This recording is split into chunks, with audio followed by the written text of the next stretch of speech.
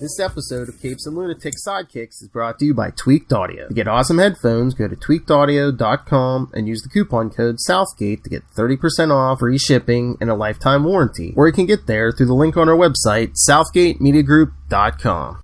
This is Luca Perich, and you are listening to Capes and the Lunatic Sidekicks podcast. I'm here for Peter. Never go wrong with the classics. Welcome back to Ultimate Spider-Cast.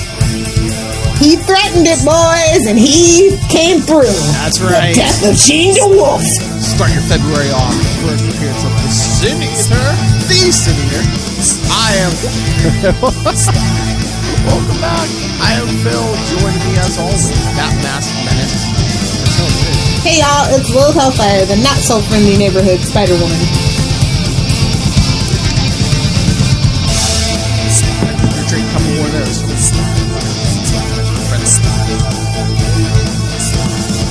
It's water, Philip, water.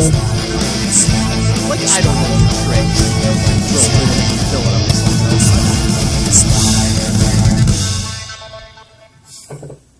up. That's what this is for, my friend. Oh, nice. The Capes and Lunatic. Will be prominently displayed and on showcase during Hard R. That's right, Capes and Lunatics cups. You can get one yourself at TeePublic. Alright, so before we get to the Sin Eater story, remember 2 episodes ago when we were doing our 2 episodes ago.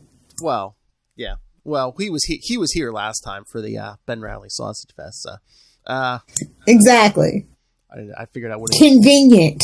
Oh, so yes, Aussie fanboy, better known as Ray, sent in feedback for our spectacular Spider-Man 148 crossover. Remember the Flash Thompson debacle? I wouldn't want to hang out with me neither. So Ray, who for those of you who don't know, major podcaster, he hosts such shows as Last Sons of Krypton, a Superman podcast, and To Know Her is to Fear Her. He says a Spider-Woman podcast, but we can give him the Spider-Woman podcast.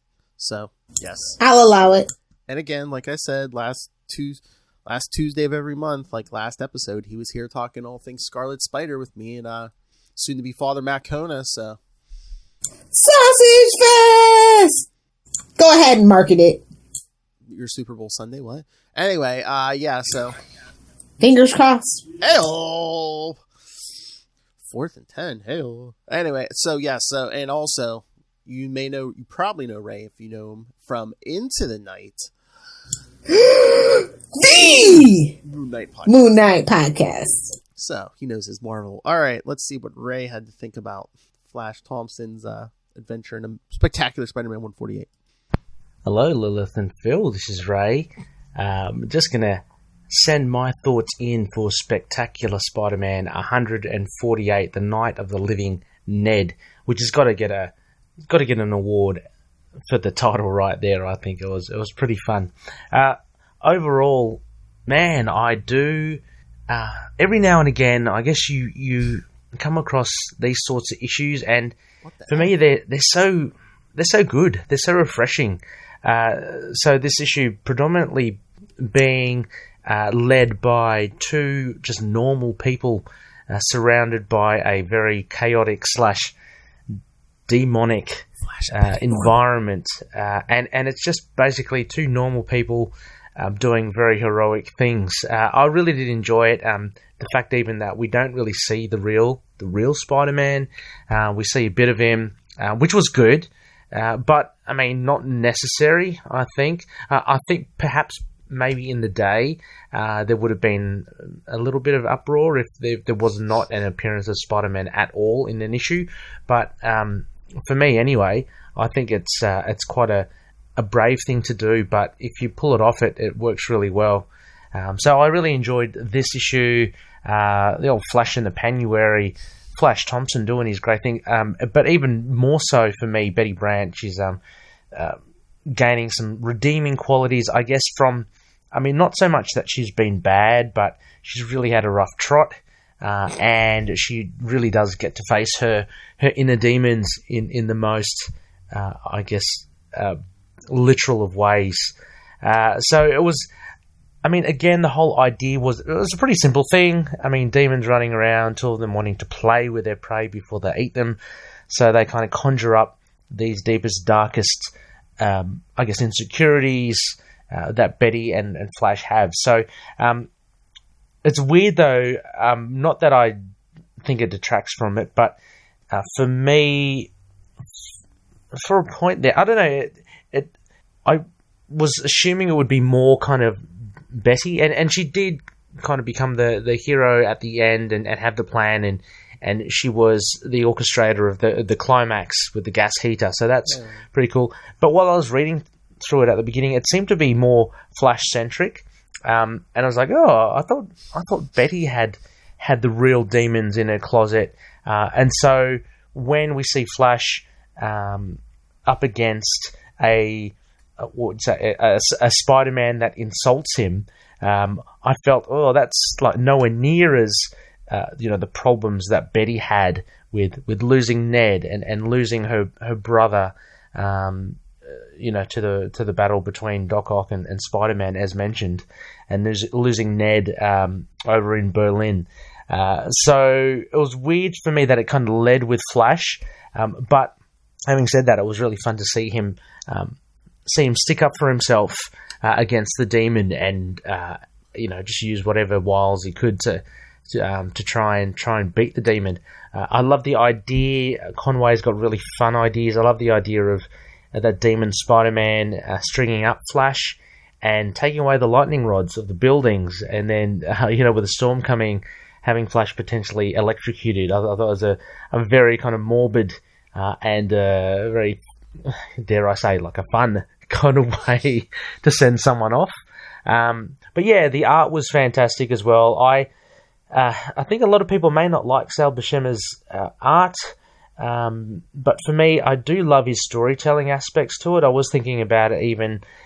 There was some script by Conway of Flash just thinking to himself, and visually you see Flash kind of bringing the planks, just preparing the apartment block to be kind of boarded up against the inferno outside. And I don't know, just a small touch. I thought that was just really well considered.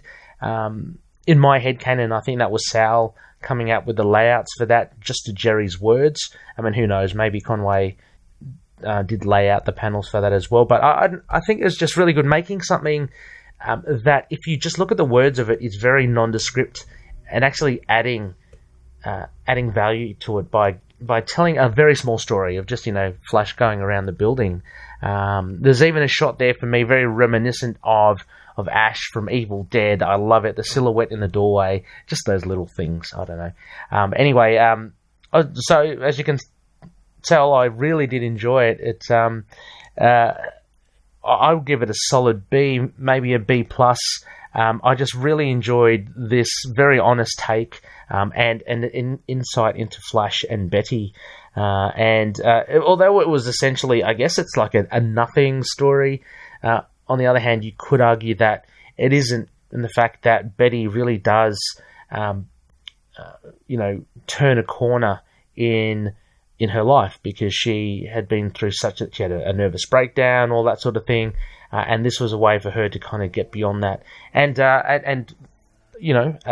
and Flash seem to be doing very well indeed. So, so a B plus for me for this. Really cool art, really good storytelling by Jerry Conway. He's a very solid writer, I think, especially during this era. But yeah, anyway, I'll be keen to hear your thoughts. I seriously don't know, because there was that Green Lantern one a while ago. I really enjoyed it, but it apparently wasn't a good one. I'm hoping you like this one, because I certainly did. Anyway, catch you later. Catch you, Aussie fanboy. Poor Ray Ray. Poor sweet summer child Ray Ray. Tank tops and wine is all he knows. I was going to say, you give him a pass just because he wears the tank tops on camera. Come on. No. I mean, that Green Lantern one was, everybody has different tastes when it comes to Green Lantern. Green Lantern's actually very divisive. Yeah. Who your favorite Lantern is says a lot about you. Much like who your favorite Robin is. And he doesn't have the history with the character. I wouldn't wish that on anybody. I'm kidding. Because he can learn more about that on, I believe we have a Green Lantern podcast now. I was going to say, if you're going to badmouth Green Lantern, don't bring yourself anywhere near our upcoming... I'm already reading! Sector 2814, the Green Lantern podcast. Reporting for duty? Oh my. Looking to charge up my power ring? Every episode, we're going to start with a sector report. Alright, so... Should we get to these issues? There are 4. Only 4? Felt like a lot more. Oh, damn. Alright, well, come on, it's not that bad. It's written by Peter David, dumbass. I know, but it felt like more than 4. Because you just feel it coming, that tension's building. You're just like, all right, fine. I see what's coming, just do it. Whoa. What a waste of butter. Not in the face. Oh, what a waste of butter. Alright, so it starts with Peter Parker, the Spectacular Spider-Man 107. But he's not Ultimate, so No. From October 1985. I wasn't born yet. I know, shut up. Alright, so this one is titled Original Sin. Fatally shot. Okay. Because it's a sin eater. Fatally shot. Jean DeWolff's life flashes before her eyes. She remembers how her father, Philip, left her mother 6 months after she was born. After the divorce, I'm coming, Elizabeth. Jean was left in the care of her mother while her brother was in the care of her father. Her mother swore off relationships with people in law enforcement until she met and later married patrolman Carl Weatherby. Although Jean grew to... I don't know, sounds like Larry Lance to me. I'm just gonna throw that out there. He don't got that fuck on you. Although Jean grew to love and idolize her stepfather, her mother always worried when the day would come when she would get word that her newlywed husband was killed in the line of duty. Jean's mother didn't like the idea that her daughter had an interest in being a police officer herself. However, Jean soon enlisted and eventually graduated from the police academy, much to the disappointment of her mother. Wanting Carl's approval, daddy issues, Jean pushed herself, eventually rising to the ranks of captain. Unsmiling during all of her achievements. Suck it, misogynists. Oh, jeez. Unsmiling during all of her achievements, Jean knew that Carl was proud of her and was likely holding out until she made police commissioner. No, that's not going to last too long, but okay. Well, good for you. You did it. You broke the glass ceiling. You did it, girlfriend. Well, no woman has become police commissioner in New York yet, so. Exactly. As all things begin to go black, she hears pounding at the door of her apartment. As 2 police officers force themselves into her apartment, they find the gore-spattered body of Jean DeWolff. Finding Jean's dead body, the officers call the situation in. Did someone say murder?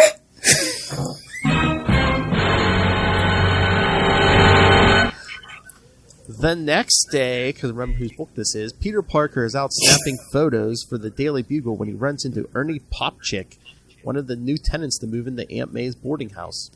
Greeting, Mr. Oh, that boarding house. I know, man. The STDs are just flying. Greeting, Mr. Popchick. He learns that the old man is in the city to cash his social security check and then do some shopping. As Peter parts company, his spider sense begins to go off as Ernie is pulled into a nearby alley. Peter rushes to his aid, but it's too late to stop a gang of punks from robbing Ernie and making a run for it. So should that spider sense have really gone off because it wasn't a danger to Peter himself? It was an empathetic spider sense, okay? I know, I'm sorry. It's ting, ting, ting-a-lid, ting, ting, ting-a-lid.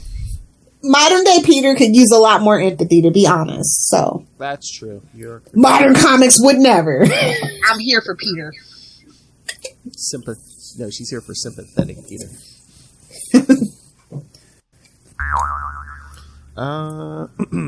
Peter rushes to his aid, but it's too late to stop a gang of punks from robbing Ernie and making a run for it.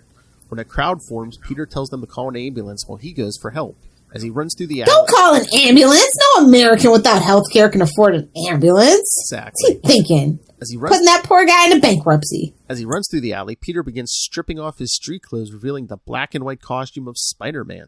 The wall crawler catches up to the crooks and manages to nab them all. As they rob an elderly man, Spider-Man treats them rougher than usual. Ooh. Getting a little spicy. That's when the police arrive on the scene and take the thieves into custody. One of the officers tells Spider-Man that Ernie Popchick seems okay, but he's being taken to the hospital for observation. It's then that the officer asks the wall crawler if he's heard about Jean DeWolff's murder. This comes as a shock to Spider-Man, who asks if they know who did it, but at this time the police don't know. Meanwhile, at a church, a bespectacled man has come to see the priest in order to make a confession. At the same time, J. Jonah Jameson and Joe Robertson are going over the Jean DeWolff story. Jonah is sickened by the actions of the killer, telling Joe that even though he didn't like her, nobody deserves to die the way she did. When Joe asks him if he feels the same way about Spider-Man, Jonah admits that although... That damn menace! Jonah admits that although people like Hitler, cop killers, and assassins deserve to die, Spider-Man isn't fit in those categories. Oh, he's lightening up. Aww. They are interrupted by the arrival of Reverend Tolliver, who is setting up a new parish in New York City and would like a mention in the Bugle. Jamerson remembers a story about some slayings in Atlanta that Tolliver was involved in. This leads to a brief exchange about race between Jameson and Tolliver, for which the priest apologizes. That evening, Spider-Man pays a visit to the police station to talk to the officer in charge of investigating the DeWolff murder. He learns that it is Sergeant Stan Carter, remember that name, who had just left for the evening. Spider-Man manages to catch up with Carter, and he invites Spider-Man into his car. Spider-Man tells Carter that he wants to know more about what happened. He learns about DeWolff's grisly death, and there are a large number of suspects, including Spider-Man. When the wall crawler asks if Carter thinks he did it, Carter is certain that Spider-Man wasn't involved and tells how Jean DeWolff thought very highly of Spider-Man. How is Stan sure that it wasn't Spider-Man? In the early morning, Daredevil... the devil, has finished his patrol of the city and heads to criminal courts where he is due to represent a client at trial as lawyer Matt Murdock. Murdock is poor schmuck. Murdock is representing the thieves who attempted to rob Ernie Popchick the other day. Among the members of the public watching the arraignment is Peter Parker, his Aunt May, and the tenants of her boarding house. Hang them from the ceiling. That's how Lilith always says, even if they're jaywalking. Hang them. No, if they're jaywalking, just run them over. Oh, true. When they are released on their own recognizance and without bail, Popchick is upset that the thieves are just going to be released. Peter chastises Murdock for making this happen, unaware that he was revealing that he is secretly Spider-Man as Murdock recognizes his unique heartbeat. His Aunt May. Oh, should we ship this? Hey man, that Deadpool Gambit miniseries, remember the first issue of that? They were antiquing together, so. I'll allow it. Billy Club's webbing. It's all good. His Aunt May scolds Peter for giving grief to the blind lawyer, and Peter apologizes and leaves. After the courtroom clears out, Murdock confides in Judge Horace Rosenthal how his oath to uphold the law makes him feel awful when he has to represent people like his clients that day. Oh, Matt just got beat on them later. It'll make it feel better. Exactly. Horace tells Matt that he should try being a public defender for a few years, as it will strengthen his resolve. And honestly, aren't you supposed to do that right after law school anyway? Like, pretty sure New York is one of those states that they make you do that, but I could be wrong. He goes out at night and beats up people in a mask. Come on, Lilith. Like he follows the letter of the law. Somebody get Bruce Wayne on the phone. He then suggests they have lunch together and excuses him to go to the washroom first. This allows Matt to learn who's hiding out in the judge's office, walking around in the dark. He senses a masked man wielding a shotgun. Matt calls out. Janie's got a gun. Matt calls out, asking who's in the room with him. That's when the masked man walks out and introduces himself as the Sin Eater. Murdock pleads the Sin Eater. Oh, Lord. Lilith, come on. Thank you. That is the only appropriate sound effect for a Sin Eater. Murdoch pleads the Sin Eater not to hurt him as he is blind. However, when he admits that he is a lawyer, the Sin Eater opens fire. Don't care if you're blind, you're a lawyer. It evens out. Boom! Murdoch barely manages to leap the cover under Horace's desk in time, converting his walking cane into his billy club and tosses it across the room, striking Sin Eater in the back of the head. Gave him a Gibb smack, baby. Donkey punch. That's when Judge Rosen... This podcast is rated T. Nobody tell Rob.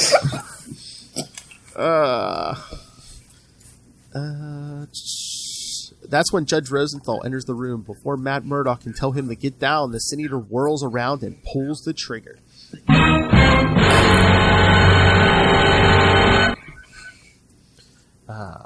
So let's see the signing notes here. Oh yeah, so when Peter learns about Jean's death, he says, "Oh, he just talked to her the other day," which was reference to Peter Parker, the Spectacular Spider-Man Annual 5.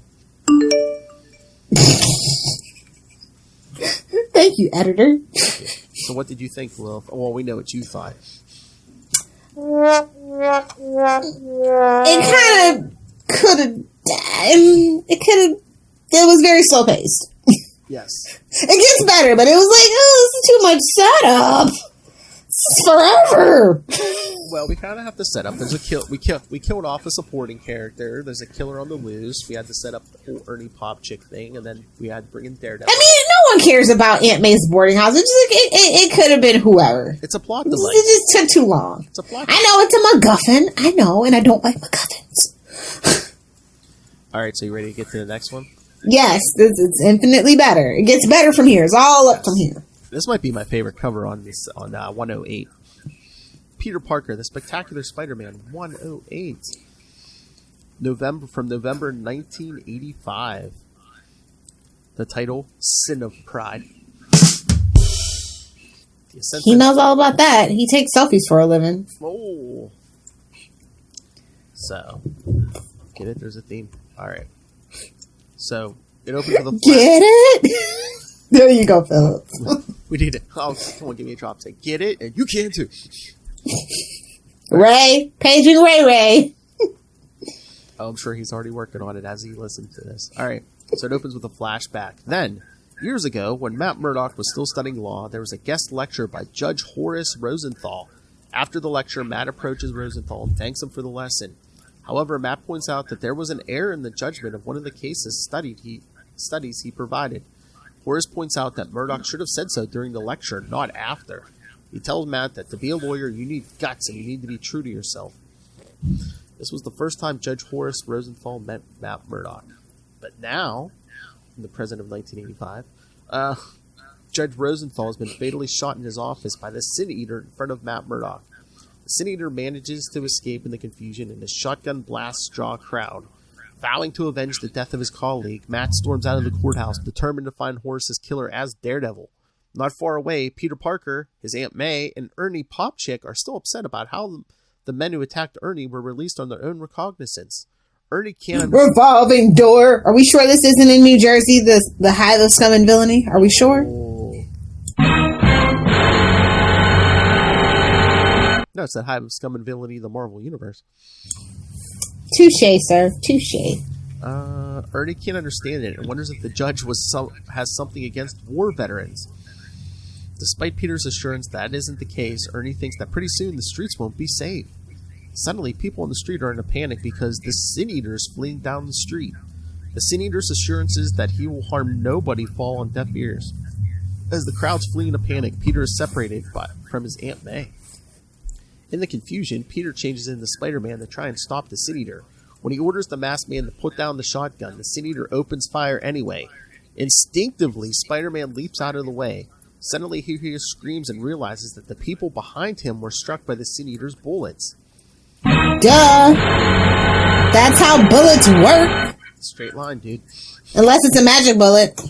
Ew. What, from the CIA? This horrifies Spider-Man, especially because his aunt is somewhere in the crowd. When the Sin Eater reloads his gun, Spider-Man webs the barrels shut. As the two trade blows, Spider-Man notices that the Sin Eater has a gavel and a police badge clipped to his belt and realizes that this is the man who murdered Jean DeWolff. Admitting this, Sin Eater plans on making Spider-Man his next victim. The wall crawlers. Well, this ain't called the Sin Eater book, so this ain't Spectacular Sin Eater, so we know how that's gonna go. The wall crawler's anger gets the better of him, allowing the Sin Eater to pummel the hero with his gun. Not in the face. Not in the face!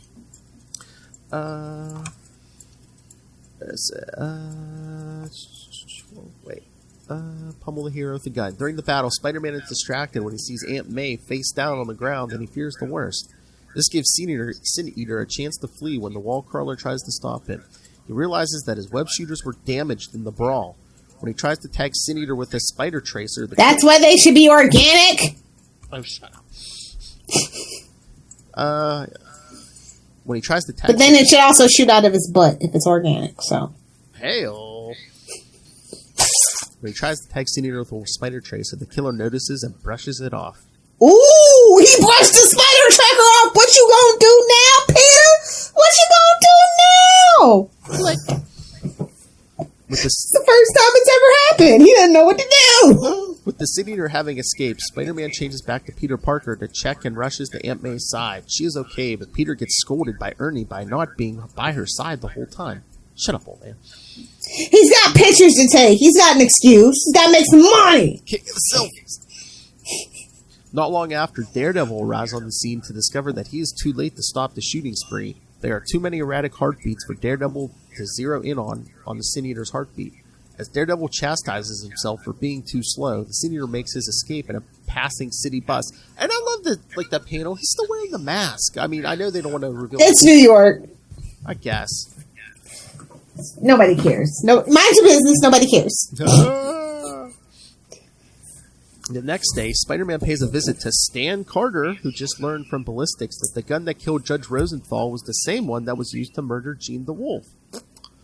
Clue, kids. You don't say! Get out of town! Shut the front door! Remember this moment, kids. That's a big clue. Feather and cap? Spider-Man explains that he wants to help, especially after he failed to stop the Sin Eater. Now that their killer has a name, Carter explains that a Sin Eater is something that comes out of a folklore. Spider-Man is... Arrow did it better. I'm just going to go ahead and let y'all know Arrow did it better. Spider-Man is surprised to see a photo of Nick Fury on Stan's desk and learns that he is a former agent of S.H.I.E.L.D. Of course. When Spider-Man asks to check out Jean's apartment, Stan declines it, knowing that it will make the other officers more critical of him. When the wall crawler asks what Stan's partner thinks about all this, he learns that Carter's partner was killed in the line of duty 6 months previously, and that Stan brought their killers to justice. However, Stan implies that he will turn a blind eye if Spider-Man wants to check out the apartment anyway. Later... Plausible deniability. Exactly. Later, at a church, the bespectacled man who came to confess his sins returns to Reverend Finn to confess again. He tells the priest that he still hears voices telling him to do terrible things. Meanwhile, Spider-Man arrives at Jean DeWolff's apartment and begins looking around, hoping that his spider sense will pick up on something that the police might have missed. The masked hero finds nothing until he searches Jean's drawers. Shut up, Lil. There he finds newspaper clippings that are all about him.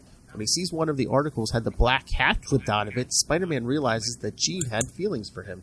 Aww. This hurts Spider-Man, who removes his mask. Man pain. He thinks how Jean DeWolff was always stern with him and regrets that she never made her feelings known, and considers what sort of future they could have had together had she said something. Aww. Moving right along. Later, 2 burials are being conducted at once, one for Jean DeWolff and the other for Judge Rosenthal. At the DeWolff funeral, Jean's mother blames her stepfather for the death of Jean as he encouraged her to become a police officer. Attending the Rosenthal burial was Matt Murdock. As the attendees of both services begin to filter out, Matt detects the Sin Eater's unique heartbeat. Unfortunately, there are too many people around for him to pinpoint who exactly it is. Also among the attendees is Reverend Tolliver, who criticizes the lack of attention that murdered African Americans get from the police. Stan Carter makes an offer. And it's 2021, and ain't nothing changed. Yikes! Yikes! Stan Carter makes an off-color joke, wondering if the Sin Eater could do requests. Whoa! Whoa. It is received poorly. Meanwhile, Matt Murdock decides that he can't keep the knowledge that the killer is among them a secret and tries to warn everyone, but by the time he speaks up, everyone is gone. Peter Parker takes a ride home with J. Jonah Jameson. He somberly vows to himself that Spider-Man will catch the Sin Eater in the next 48 hours. We have a timeline! Yes. Back at the church, Sin Eater goes into Reverend Finn's confessional for advice. He tells the priest that he has lost his resolve in his mission to right wrongs, fearing that no one will understand. Unaware of who he's talking to, Finn tells him to follow his convictions and to do what he thinks is right. Hearing this, the Sin Eater loads his shotgun and opens fire on Reverend Finn. Well... look at all these, Now that must have made a splash back in the day. Somebody just opening fire on a priest? Jeez. Exactly. Oh, look at this Easter egg. Among the people walking the street is actor Charles Bronson. Get it? Because somebody was feeling lucky. Oh. Wait, no, that's not the right reference. No, Charles Bronson, no, because, someone had a death wish. There you go, thank you. You're welcome. It's like, wait, no, that's not the right reference. That's not the right old white man with a gun. Exactly. And Ernie Popchick, victim of sliding time because he said he fought in World War II. So what would that be equivalent now to the first Iraq War? That just made me feel super old, actually. Yeah, but Ernie Popchick's pretty old, so couldn't it have been like Korea or the Vietnam War? Vietnam. I think that's as far as we're willing to go back nowadays is Vietnam. I think so, yeah. The Balkan War or something like that, maybe. I don't know. Grenada, maybe. I don't know. Exactly. So you like this issue better? Oh yeah, like now the tension's ramping up. Now they both have personal stakes. Now they're both like they're on Daredevil and Spider-Man on this path that's bound to collide. And Sin Eater gonna get it. And I love when Daredevil shows up too late. He's like, "Oh, Spider-Man couldn't stop him." He's like, "Well, at least he was here to try it. At least he was here to try." I'm shipping it. I'll allow it. I'm shipping it. Oh yeah. Oh, the sexual tension's going to build in these next two issues of Hellfire. All right, so Spectacular Peter Parker. Oh no, the cover, the all-new, all-daring Peter Parker, the Spectacular Spider-Man. I hate when they do that to the covers. It's like, stop it. I know. How many words can it, especially 109, how many words can they cram on this cover? Because they also put the title on the cover. When your artist is like, this is all you get. Make it work. I mean, the image is pretty good, too. But I don't know why they had to cram all those words onto it. He was like, I'm only doing this much. You're going to have to stretch it and make it fit. Ooh, phrasing. You're welcome, Philip. Thank you, John. Oh, we can use that for Boogie Nights, actually. So yes, the title's on the cover, which is, again, you know the theme, kids. He who is without sin. Cast the first stone. Ned Flanders ain't around, so cast the first kidney stone. From December 1985. Got a year to go. We're planning the conception of Lilith Hellfire. Her parents were getting the pig's blood, painting the pentagram. Remember, date of conception, St. Patty's Day, so it all makes sense. True. It was meant to be. You were meant to be drunk. All right. So 109. With the news of the murder of Reverend Bernard Finn at the hand of the Sin Eater, the news media asked the question: who will be the next victim? Among the dead include Captain Jean DeWolff, Judge Horace Rosenthal, as well as Hugo Kelsey, one of the innocent bystanders who was shot during Spider-Man's clash with Sin Eater. Hearing this, Peter Parker blames himself for leaping out of the way of Sin Eater's shotgun blast. He's talking on the phone to Stan Carter on the phone as Spider-Man. He puts like a sock or something over the phone. I'm like, wouldn't it be easier just to put the mask on your head and talk to him if you're going to do that? Instead of trying to hold something over the receiver, just put the mask on. That mask is pretty thin spandex, to be fair. Yeah, but he was talking to him in person with just the mask. Comic book logic. Don't think about it. I know. Talking about the latest developments in the case, Carter is unimpressed when he sees Reverend Tolliver is interviewed about the Sin Eater's activities. Also watching the news is Marla Jameson, wife of J. Jonah Jameson. Oh, Lord. Ready for this? One kid? of the wives. Ready for this, kids? She decides to call Betty Leeds. Yes, Betty Brant Leeds, kids. She's back. To ask her to come stay with Guess who's back? Back again. Betty's back. Tell a friend. Watch her back. Is this secretly Betty Brant frickin' February? This is what this is, Philip. Brantuary? Oh, God. I don't think so. But yeah, Marla asked Betty to come stay with her while Jonah is out of town, as she doesn't feel safe being alone with this while the Sin Eater is on the loose. Because Ned's going with a killer on the loose. Because it doesn't say here, but yeah, Ned's going with Jonah, so they're both going to be alone. Also watching the news report is Reverend Tolliver, who pats himself on the back for the speech he gave during his interview. Likewise is Emil Gregg, the Patsy who will play an important role in the history of Spider-Man. The man who freaked... Yeah, I always need a Patsy. It's Patsy. It's Patsy. He really wants to go to jail. And he really doesn't want to drop the soap. The man who frequently made confession with Reverend Finn. He hangs his head in his hands as the reporter expresses the authorities are concerned about possible copycat killers. Lastly, Matt Murdock listens as the reporter goes on to a story about a string of burglaries on the east side. On the Upper East Side or just the East Side? I don't know. At that moment, on the east side... we covered what comes next. A young girl is woken up by a knock at the window. She is surprised to see Santa Claus standing there. She asks Santa why he is visiting her home before Christmas. I saw Santa Claus kissing mommy. I believe we covered this issue our first the Christmas of our first year. So yes. Yeah. Scroll way down. Yes. It's like issue probably around 49 or 50. Yes. The man dressed like Santa tells the girl that he'll explain everything once she lets him in. Okay.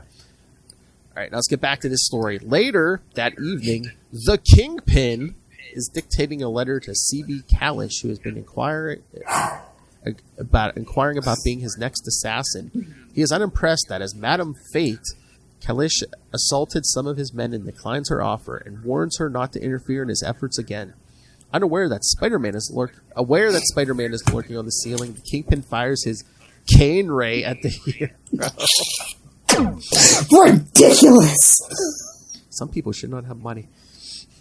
But he leaps to safety. The Kingpin knows what Spider-Man has come for and tells him the same thing he told Daredevil minutes earlier. He knows nothing about the killer. He tells the Wallcrawler that he doesn't care about the deaths of DeWolff and Rosenthal. He takes issue with the Sin Eater killing a priest, explaining that killing religious figures polarizes a city and makes it harder to control. The Kingpin then tells Spider-Man that he can leave out the front door and to not knock out any more of his guards, suggesting he takes lessons in subtlety from Daredevil. Man, when you got to take lessons in subtlety from Daredevil, you got a problem. Yeah, you're in trouble. Meanwhile, Matt Murdock is going to seedy bars in his civilian identity to find out if anyone knows anything about the Sin Eater. However, Murdock easily However, the rough clientele tries to rough him up. However, Murdock easily trounces them. When they stand down, they tell him that they know nothing about Sin Eater. As Murdock leaves, the bartenders are relieved that nobody broke the window. No sooner has he said this than Spider-Man comes crashing through the window. The man... Damn! He is a menace. He's a bull in a seedy bar. Nice. Crashing through the window, demanding information about the Sin Eater. He begins beating the thugs in the bar, but finds nothing either. Spider-Man scours the city for leads, but finds none. After leaving Carter a voicemail about his progress, he tries another tactic. He then goes... Did they have voicemail then? It was probably an answering machine. With a cassette tape, probably. Nice. Maybe 5. He then goes to the home of a drug dealer named Gerald Jablonski and takes him from his home. He takes Gerald to a shady bar where he tries to get him to talk, nervous about what other crooks seeing him talking to the wall crawler. Although he admits to being the middleman in his drug dealings, he knows nothing about the Sin Eater. The next day, Peter Parker goes to the Daily Bugle to see if they turned up anything regarding the Sin Eater. No sooner has he arrived, as a man who appears to be the Sin Eater comes barging into the newsroom and demands to see J. Jonah Jameson. Bring me that loudmouth know-nothing! And he takes Marla as a hostage. Thinking quick. Well, you saw that coming. Yes. I don't think they even mentioned it here, but yeah, Robbie comes out and tries to pretend to be Jonah. Everybody knows what J. Jonah Jameson looks like. Get out of here. You don't have a Hitler mustache. Quick thinking, Peter tosses some office equipment at the gunman, knocking him out. He pulls a roller out of a typewriter or something and hits the guy right in the face with it. Hit him right in the face with that sack. He hit him right in the face with that sack. Not in the face! They unmask the man, revealing him to be Emil Gregg. Peter thinks that he is I would have gotten away with it if it wasn't for you kids. Meddling kids, where's the dog? So, somewhere, he's been unmasked to be Emil Gregg, so somewhere, some musclehead reporter named Eddie Brock is writing up the story now. Not knowing that this is... Uh-oh! The plot thickens! Not knowing that this is going to ruin his career. See, kids, this is why Eddie Brock originally got mad at Spider-Man, because he wrote the story that Emil Gregg was the Sin Eater, but then when Spider-Man catches the real killer, it kills him. It's all connected! It's super connected. Mm-hmm. But yeah, so this is when Peter kills Eddie's career. Later as Spider-Man, Peter sits in on the interrogation of Gregg, who makes a full confession. However, Daredevil enters the room, and after listening to Emil making a confession, he asks to speak privately with Spider-Man. Outside of the interrogation room, Daredevil tells Spider-Man that Gregg is lying. Spider-Man asks how he knows, but Daredevil isn't sure if he should tell Spider-Man about his ability to detect heartbeats and tell when people are lying. However, he convinces Spider-Man to join him in checking out Emil's apartment. There, they search the apartment to try and find out if Gregg is the Sin Eater or not.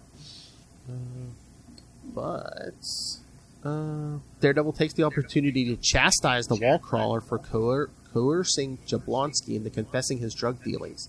Searching the room, they find a locked door that has recently been picked. They discover it leads into the apartment next door. Searching the second apartment, Spider-Man finds bills that are addressed to Stan Carter. At first, the wall crawler is shocked to discover the killer lived next door to the detective on the case. However, Daredevil discovers a secret storage room that contains spare Sin Eater costumes, a shotgun, as well as a tape recorder. The evidence points to Stan Carter being the Sin Eater, and that Emil Gregg, although mentally disturbed, was confusing the recordings as voices in his head. When they consider who the Sin Eater will be going after next, Spider-Man realizes that it's going to be J. Jonah Jameson. However, Jonah is out of town, and while Marla works late, Betty Brant Leeds is staying with her. Spider-Man frantically calls Joe Robertson to get Jameson's phone number. He then calls Betty to warn her about the Sin Eater. However, he is too late to warn her as the Sin Eater has already broken in. As Spider-Man tries to warn Betty to get out of the apartment, the Sin Eater opens fire, blasting a hole through the long back chair that Betty is sitting in. Yikes. Could we have actually killed Betty Brant? Let's see. Yes, there are some notes. When Spider-Man's beating up the guys in the bar, one remembers Spider-Man being like this during his hunt for the Master Planner. This was in Amazing Spider-Man 31 through 33. Way back. Mm-hmm.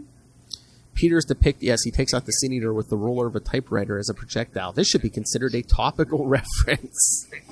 Yikes! I refuse to make this a topical reference. Right, these days you'd hit him with like a cell phone or something. Hit him right in the face with that iPhone. Well, that iPhone was destroyed then. Better get yourself a Samsung. Hit him right in the face with that iPhone. with that iPad. Yeah, iPad will do more damage for sure. All right. So what did you think? I like how the story dovetailed into each other. I like that a lot.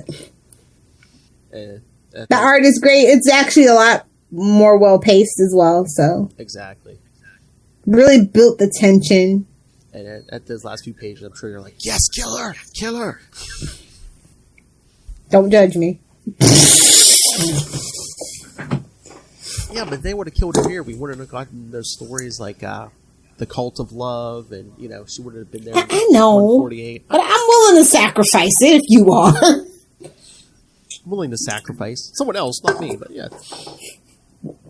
Alright, so the final issue. Oh, this is a pretty good cover, too. I think that is my favorite cover, is the last issue. Tim just beating on Daredevil. Peter Parker. I love when he gets beat up. Don't judge me. Peter Parker. It happens more often than you think. True. Peter Parker, the Spectacular Spider-Man number 110 from January 1986. Woohoo! We're in the birth year. Woohoo! We still got like 11 months to go, but whatever. And I know you guys are all hanging on the edge of your seats for the title. All My Sins Remembered.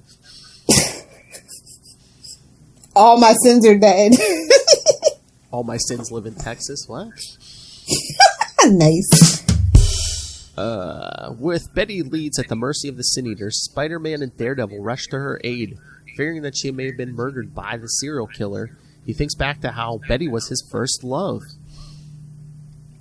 Cougar. Was it legal? I don't know. I don't know how old. I think she's quite a bit older than him, but because he was 15. Like more than 3 years older than him. He was like 15 or 16 when they met. Yeah, I don't know. Yeah, I don't know. We're not gonna think about it. I mean, she was old enough to have a full-time job. That's. Although it was the 60s, they had like kids at 12 work a full-time job. At the home of J. Jonah Jameson, where Betty has been staying, the Sin Eater stands in front of a desk chair with a hole blasted through it. However, he did not hit Betty as she quickly slipped under the desk. She's a wily old cougar.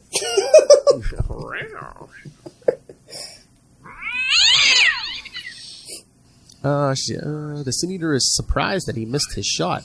When she confirms that she works for J. Jonah Jameson, he attempts to choke her to death with his shotgun. As she gasps for breath, Betty asks the Sin Eater why he is committing his murders. The Sin Eater explains that he wants to kill Jameson because he opposes mass vigilantes. He killed Reverend Finn because he was against capital punishment, Judge Rosenthal because he went easy on criminals, and Jean DeWolff because he felt like it. Damn. That's not a racist undertone at all. The one woman, Lil, because he felt like it. I'm not racist, sexist, thank you. Yes. While he is explaining this, Betty manages... One of the isms, it's fine. Yes. Oh, and next week, there's more motive why he killed Jean. But, yes, while he is explaining this, Betty manages to get a hold of a letter opener and stabs the Sin Eater in the leg. As you do. Good girl. Self-rescuing princesses are always appreciated, especially in the 80s when you were more prone to die as a woman in a comic book. Before the Sin Eater can harm Betty further, Spider-Man comes crashing through the window as Perich does. The Sin Eater... Does he ever pay for that damage? It's Jameson's window. I wish we would have seen the headline with this. Left him a little cheap cigar on the desk. Mass menace trashes heroic publisher's house. The Sin Eater tosses Betty at the hero to give him time to reload his shotgun. The hero webs the barrel shut. Oh, I should have seen that coming. I already did that before. Gotta get you some webbing-proof guns, man. Then yanks the gun out of Sin Eater's hand. Spider-Man breaks the shotgun over his knee and attacks the villain. Knowing that the Sin Eater is really Detective Stan Carter, he is enraged when Carter claims that they are alike. Losing his temper, Spider-Man begins mercilessly beating the Sin Eater. He is angry not just because of the murders he committed, but how Stan strung him along and pretended to be Spider-Man's friend. The Wallcrawler's rampage is stopped by the arrival of Daredevil, who stops Spider-Man before he kills Carter. However, the Wallcrawler refuses to stand down, so Daredevil has to put himself between the hero and the killer. He tries to convince Spider-Man that the only threat in the room is himself. Angering Ooh. Angering the web slinger, sick of Daredevil's constant recriminations, the two come to blows. Their struggles take them out onto the street. Take it to the streets. Take it to the streets. That's right. So they're fighting in the streets. There we go. While they argue over ideologies on crime fighting. Ultimately, a combination of Spider-Man's blind rage and Daredevil's enhanced senses prove to be the wall crawler's undoing, and he is knocked out by Daredevil. Damn, Matt. Oops, I know. In the aftermath of the battle, Daredevil considers the fact that he also lost someone close to him thanks to the Sin Eater. He wonders if Spider-Man feels too much about this case, or if he doesn't care enough. Are you numb, Matt? Are you numb? Do you drink a lot? Not long after the arrest of Stan Carter, the press swoops in and tries to investigate Betty and Marla Jameson. Betty is disgusted that the press is sensationalizing the danger she was in. As the news that the Sin Eater was a police detective becomes public knowledge, the public is outraged. Other officers... I mean... we tried to tell y'all. Guess y'all had to learn that day. Other officers wonder what sort of backlash they're going to get from the public. At a bar, At a bar, some patrons complain how the police are always covering for each other. That blue line of silence must end. Elsewhere in the city, a young boy is found at the window of his apartment and is told to go back to bed. Oh, again, it's Santa. When his father wonders where their portable television is, the boy thinks how surprised his parents will be when Santa Claus returns with a new television he traded the portable model for. The Grinch who stole Christmas. How original. Sucker. The next morning at the Daily Bugle, Peter arrives to see J. Jonah Jameson returning from the distributors conference in Florida. He is furious about the whole ordeal, but suddenly changes his mood when Peter informs him that the Sin Eater has been captured after putting Marla's life at risk. Peter finds some perverse joy in telling Jameson that it was Spider-Man who saved her life and caught the killer. In the office, Peter gets a call from his Aunt May, who is worried about her tenant, Ernie Popchick. Remember him? He left the house. No. He left the house after the news about the Sin Eater and took his old service pistol. He assures his Aunt May that he will try to keep an eye out for him. Overhearing this, Joe Robertson assigns Peter to take photos for a Vox Populi article about the Sin Eater. At that very moment, aboard a subway train, Ernie Popchick reads the newspaper and thinks about how unsafe the city has become. He is on his way to the World Trade Center. Ooh, that didn't age well. No. But when some young men get on the train and try to hassle him for money, panicking, Ernie pulls out his gun and shoots the three men and flees the train when it stops. What is this, the Joker movie? Exactly. That's what I was thinking, yes. We live in a society. And flees the train when it stops. Soon the news that Stan Carter is being transferred to Rikers Island is leaked to the media and made public knowledge. As the situation unfolds, Police Chief James DeAngelo, District Attorney Blake Tower, and an agent of S.H.I.E.L.D., just some random agent of S.H.I.E.L.D., discuss the Stan Carter case. The S.H.I.E.L.D. agent explains that Stan might be found not criminally responsible for his crimes. He explains... Send him to Arkham. Even Ray knows. No toilets. That'll teach him. Oh! Nothing cures a man of insanity like no toilet. He explains that Stan was a test subject for S.H.I.E.L.D.'s, oh god, MK Ultra alert! Research and Development Division. There he was injected with drugs like PCP and angel dust. Oh, yeah, no problem. So they can study the apparent strength enhancement functions of these drugs. During this program, Stan became increasingly paranoid and began acting violently toward authority figures. When Stan was later retired from S.H.I.E.L.D., they were certain that the drugs were out of his system. He figures that the recent death of Stan's partner pushed him over the edge. This does not impress Blake Tower, who has a public relations nightmare on his hands. Their meeting is soon interrupted when an angry mob forms outside the police station and begin protesting. Spider-Man arrives on the scene and begins taking pictures, of course. Suddenly, Daredevil arrives on the rooftop and the two begin arguing their ideologies on how to handle the situation. That's when the police send officers out in riot gear to hold back the crowd while they transfer Stan Carter to the Rikers. Suddenly, a full-on riot breaks out, led by Carl Weatherby, Jean DeWolff's stepfather. Daredevil leaps down to try and stop the riot, but Spider-Man refuses to get involved. That is, until Daredevil is swarmed by rioters and calls out to Spider-Man. Oh, he even calls... Save me, lover! Save me! He even uses the P word. I'm here for Peter.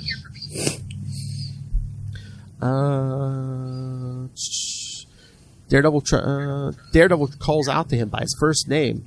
This reaches Spider-Man, who swings down and fights off the mob off Daredevil. Why did you say that name?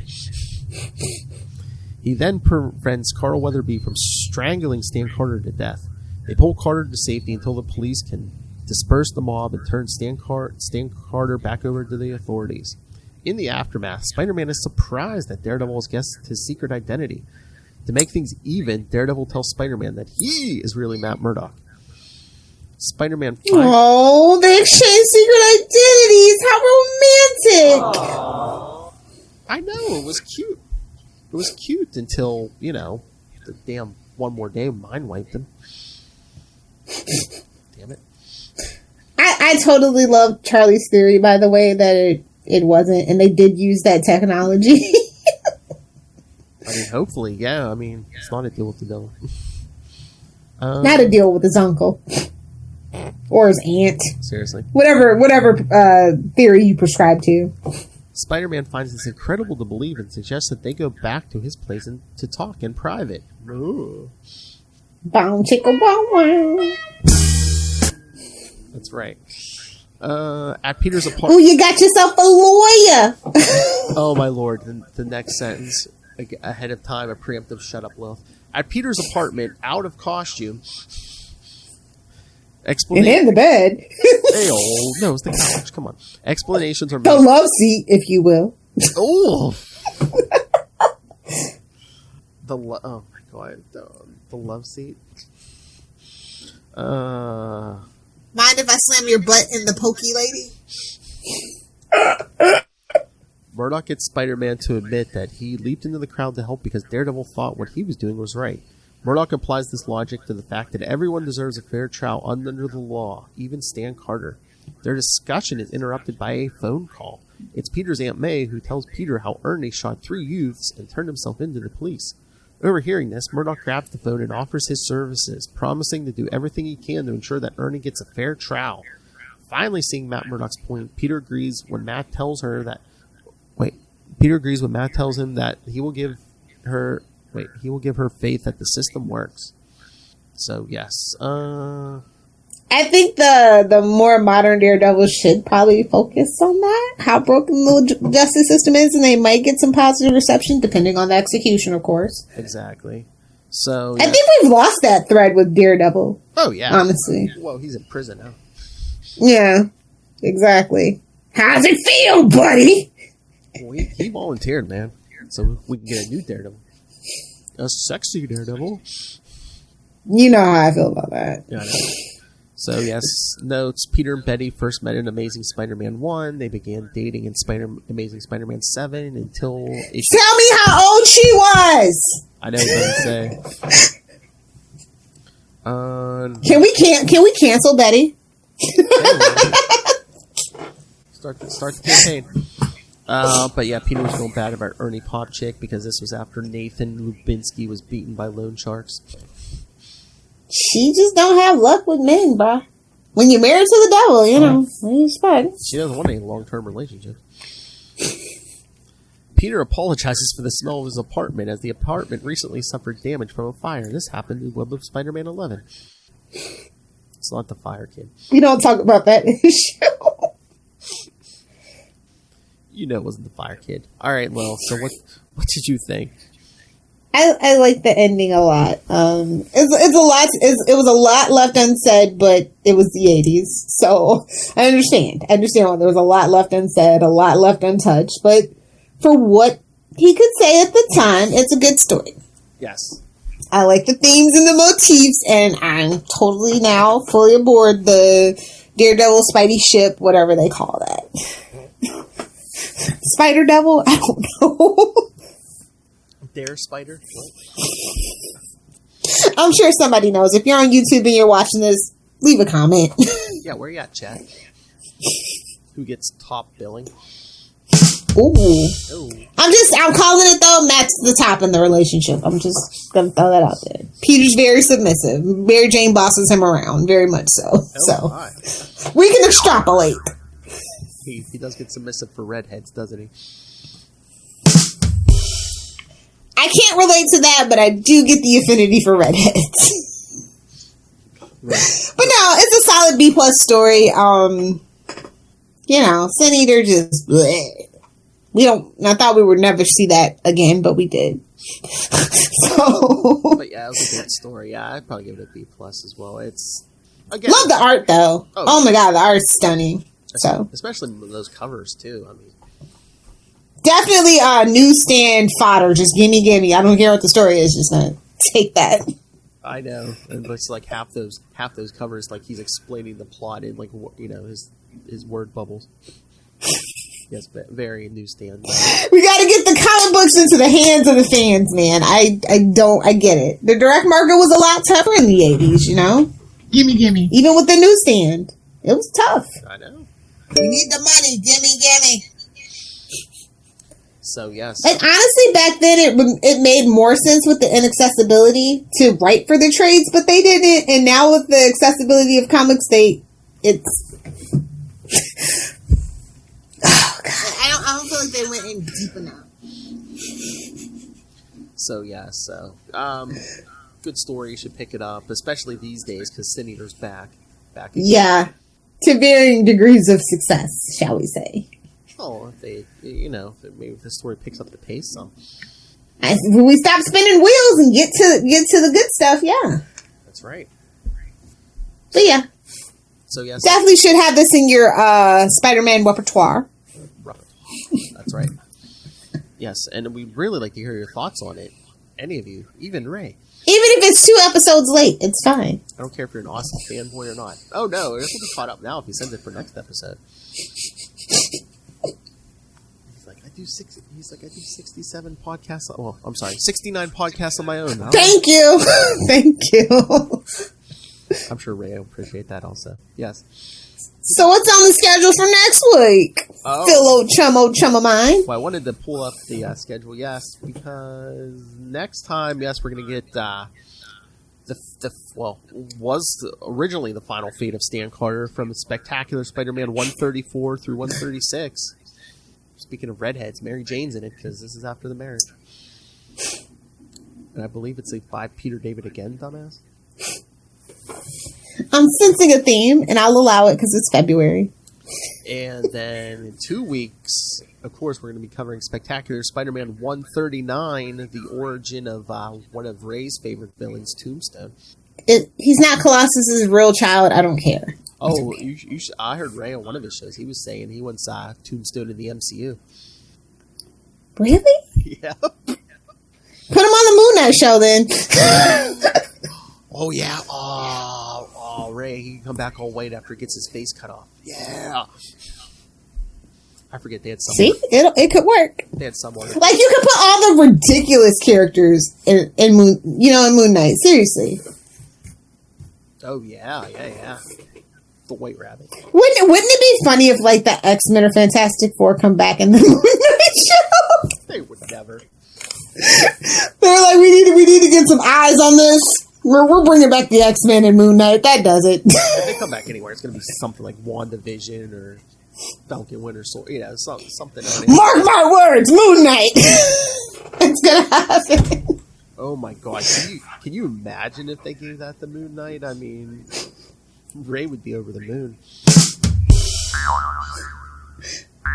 Or no, they set up the Avengers spinoff and he just starts kicking all their butts like that recent comic book issue. Avengers 6, Moon Knight's Revenge. Impossible. He's not the Batman or anything. Batman. Same difference. Ooh. I kid. Don't at me, Ray. Man, just stab him. It'll be easier for him. I'll send some feedback. He'll forgive me. Cut you, bro. So yeah, I'm actually pretty excited for the next issue that we cover. But until then, we should probably pay some bills. Oh, that's right. Yes. And then of course, I'm sure you know, in 3 episodes, Ray will be back. Revenge of the Sausage Fest! Oh my god, that would be so great if like people would just like start leaving comments while we're recording live, and which you can if you follow Capes and Lunatics on Facebook or Twitter. People just comment, "Did you hear what Lilith Hellfire said about you? What she said about Tombstone and Moon Knight?" She totally disrespected. Don't at me, bro. Don't at me. Oh my god, you millennials! Instead of "come at me, bro," it's "at me, bro." Don't at me, bro. All right, so send your thoughts on the upcoming stuff, the current state of Spider-Man comics, or is Charlie? Speaking of Daredevil and Spider-Man, Charlie Cox. Are we getting Matt Murdock in Spider-Man 3? Does he need a lawyer? Does he need a terrible lawyer? See, I can't ship that though. Yeah. So, yeah. I don't know how I feel about it. I'm pretty sure it's probably just an after credit scene or something like that. I don't know. We'll see. So, so email us, capesandlunatics@gmail.com, or call the voicemail 614-382-2737. That's 614-38-CAPES. And remember to follow Ultimate Spider-Cast on Facebook, Twitter. You can find links to all of our many shows. The Devil You Know, the Daredevil podcast, if you're a fan of Daredevil.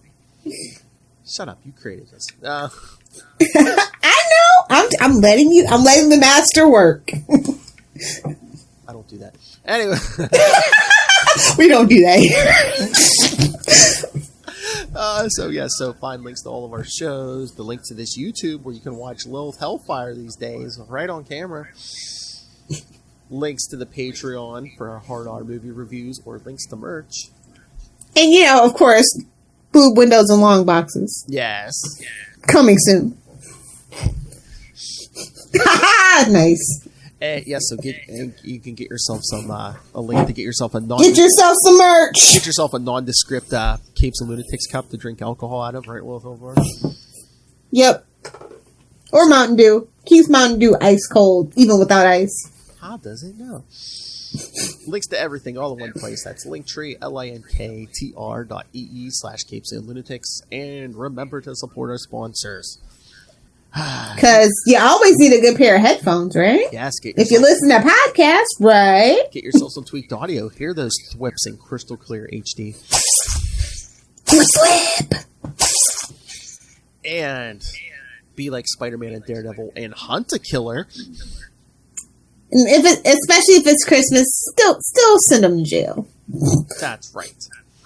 Spider-Man may not lock anyone up on Christmas, but Michelle Gray does. Michelle Gray does. She's hard on crime. And you shouldn't be going anywhere, even sporting events. So stay home and get Hunt a Killer. Use the code. Do as I say and not as I do. I've been in the house long enough. I've been in the house long enough for everybody, so I deserve this. She's been locked up with 4 dogs for a year now, people. So it's been rough. Wolf? It's been rough. Alright, so use the code Southgate for both of those, and then go pick up Pod Life the book, now in digital and paperback. Where's my audio book, Rob? Where's my audio book? Okay, Charlie. My Marg bug cannot abide reading. She can't do it. So if you want to pick up Pod Life the book for yourself or your long distance wife, pick that up on Amazon. And when you do, use the code for Southgate Media Group right down there in the show notes. Help us support this show, the network, and that loudmouth publisher himself, Rob Master Doom Southgate. Make it rain. So he definitely has called us a menace. Yes. Please kick me in the pants. And we do. Why did your eye drift over to my box? Mark my words. All right, Lilith Hellfire, where can people find you? If you nerds want to at me, you can do that on Twitter at Lilith Hellfire, on Instagram at Lilith Hellfire86, and if you're looking for some spicy memes, at Lilith Hellfire69 on TikTok and Instagram. I always want to say Twitter, but no, not yet. I will find you at Lilith Hellfire69 on Twitter, and you will give me that tag. Oh my. taste is still in my mouth. Chris Evans can get it all day, every day. It's true. I know. I'm just throwing it out there to the internet. Who knows? Come on, Chris Evans. Come on, pretend to make a wish, Chris Evans. Come on. Chris Evans can get it all day, every day. He's the only Chris, though. The only Marvel Chris, anyway. Chris Pine, maybe. Oh my! Then she can review it for a podcast. Then she can review your lovemaking skill on a podcast. Oh, we're horrible. All right. Thank you, everyone, for joining us. Thank you for flipping by. Come back for more skinnier next week. Oh, and our good friend Electro also. Get Electro and Single. Lilith is like sucks on. But until then, swing on back. Thwip, thwip, thwip.